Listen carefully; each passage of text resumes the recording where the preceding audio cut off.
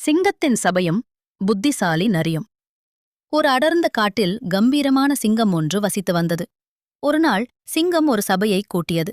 காட்டில் உள்ள அனைத்து விலங்குகளும் சிங்கத்தின் அழைப்பை ஏற்று அங்கு வந்து குவிந்தன. சிங்கம் தனது சிம்மாசனத்தில் அமர்ந்து கொண்டு தனது அதிகாரத்தை நிலைநாட்டும் நோக்கில் ஒவ்வொரு விலங்கையும் பார்த்து கொண்டிருந்தது. முதலில் சிங்கம் ஒரு குரங்கை அழைத்தது. "இங்கே வா, என் உடலை முகர்ந்து பார், எப்படி இருக்கிறது என் வாசனை?" என்று கேட்டது. குரங்கு பயபக்தியுடன் சிங்கத்தின் அருகே சென்று அதன் உடலை முகர்ந்து பார்த்தது.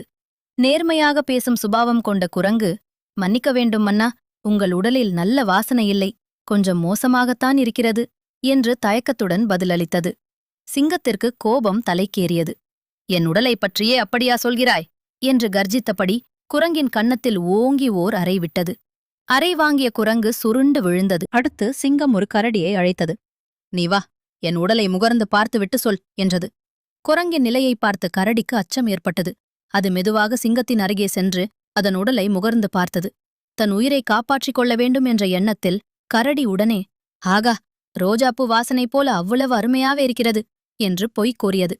ஆனால் சிங்கம் கரடியின் பொய்யை புரிந்து கொண்டது. "என்னை ஏமாற்ற பார்க்கிறாயா?" என்று கர்ஜித்து கரடியின் கன்னத்திலும் ஓங்கி ஓர் அறை விட்டது.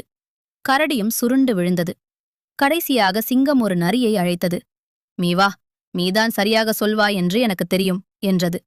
குரங்கிற்கும் கரடிக்கும் நேர்ந்த கதியை கவனித்த நரி மிகவும் புத்திசாலி. அது மெதுவாக சிங்கத்தின் அருகே சென்று அதன் உடலை முகர்ந்து பார்த்தது. நிலையமையை புரிந்து கொண்ட நரி உடனடியாக ஒரு தந்திரமான பதிலை கண்டுபிடித்தது. "மன்னிக்க வேண்டும் தலைவா, எனக்கு 3 நாட்களாக சளி பிடித்திருக்கிறது. அதனால் எனக்கு எந்த வாசனையும் சரியாக தெரியவில்லை" என்று பணிவுடன் கூறியது. நரியின் புத்திசாலித்தனமான பதிலால் சிங்கம் வியப்படைந்தது.